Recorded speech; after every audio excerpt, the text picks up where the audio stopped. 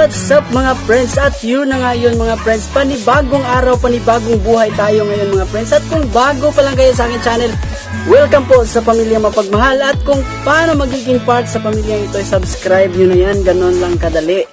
For today's vlog mga friends, meron lang tayong tatalakayan mga friends. Sana magustuhan ninyo itong tatalakayan natin. Hindi ako nagmarunong, hindi rin ako nagmagaling. Alam ko marami pa akong bagay na hindi nalalaman, pero ito lang yung sa tingin ko ay tama. So sana samahan nyo ako sa tatalakayin natin ngayon. Ang pamagat nga pala nito mga friends ay tamang paraan sa pangingisda.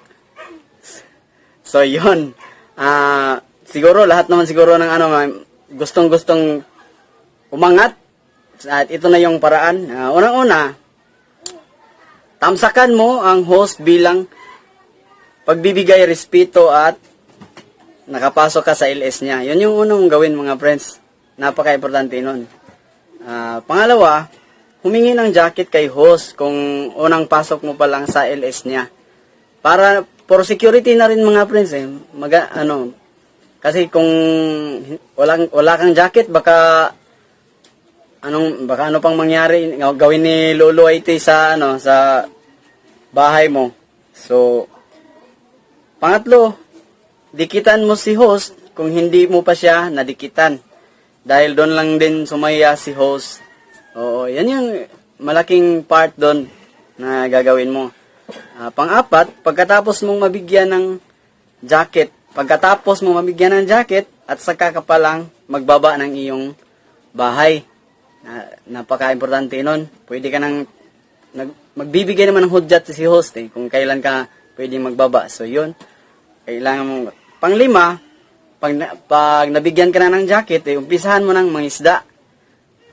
Dito sa pangingisda mga friend, meron lang tayong dapat isaalang-alang, meron lang tayong dapat binabantayan dito. Unang-una, wag basta-basta lang na nakadikit ka, tapos nakatamsa ka na, tapos alis ka na kaagad doon sa bahay na pinuntahan mo. Huwag ganun mga friends, kasi dapat alam mo kasi yung kalakaran dito sa YouTube. Lang mga friends, kailangan kasi pag meron kang bahay na puntahan, kailangan mong manatili doon 3 to 5 minutes para hindi ka magiging spam. Ang napakasama nitong pag na-spam ka na mga friends, siguro 1, 2, 3 na ginagawa mo to, para lang din itong lisensya mo doon sa LTO na kunyari may violation ka, siguro papalampasan ka pa ng 1, 2, 3. Pero dito sa YT mga friends, kailangan nating mag-ingat kasi napakalaking bahagi mga friends. Kung mangyari pag nagiging spam ka na, baka magiging ghost channel ka na din. Ang mangyari niyan, doon sa nag-ELS, tapos pumasok ka doon, makikita mo sila, pero sila hindi ka nakikita, nagiging invisible ka sa kanila. Pero so ano nang mangyari sa iyo doon? Wala ka ng kwenta. Kaya yun ang dapat natin maiwasan hanggat maaari. Ako naman, aminado din ako, bago ko pa lang din ito nalaman ko lang din ito si Iban. Napaganda lang nito mga friends, pag nasa LS ka, marami kasing iba nagbibigay ng payo, nagbibigay ng impormasyon para lang din matauhan ka, pero wag naman sumama yung loob mo pag nasabihan ka, kasi yung pagkakamali mga friends, doon mo maitatama yung pagkakamali mo, yung part doon. Maganda lang doon, bukal sa loob mo na tatanggapin mo yon, isa puso at isa isip, para naman para i-improve din sa pagiging YouTuber mo, ganon. So, pangalawa, wag agad umalis, tapos mag-iwan ng bakas para may babalikan ka doon sa nadikitan mo.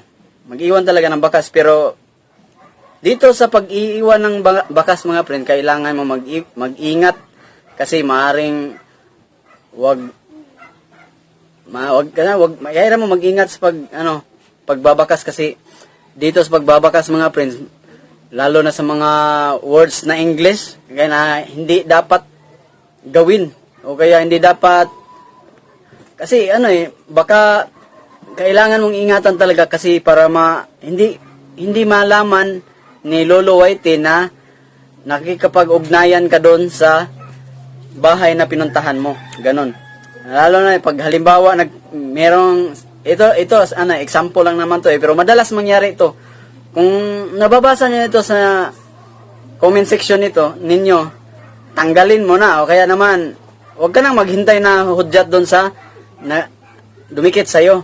Kung sino man yung nagko-comment sa'yo ng ganon. Example ko lang ha. Keep up the good work, tapos take care, God bless you. Hanggat maaari, iwasan natin yun. Bawal daw yun talaga. Kung sa Tagalog naman na termino, wag gawin tong wag magko-comment ng padikit o kaya pasukli, kaya pabalik doon sa mismong comment section nila. Wag gawin yun. Bawal na bawal talaga yun. Kung magko-comment lang din kayo, tungkol lang doon sa video na pinapanood ninyo. At wag nang masyadong, yung tinatawag nilang pabuntot, wag nang masyadong mahaba. Kailangan, kung magko-comment ka, diretso yung comment mo. Mabuti na yung maikli, kaysa hindi ka naman makasira ng bahay. Diba?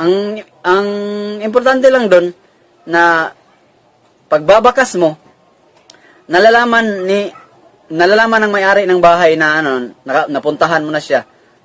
So, yun.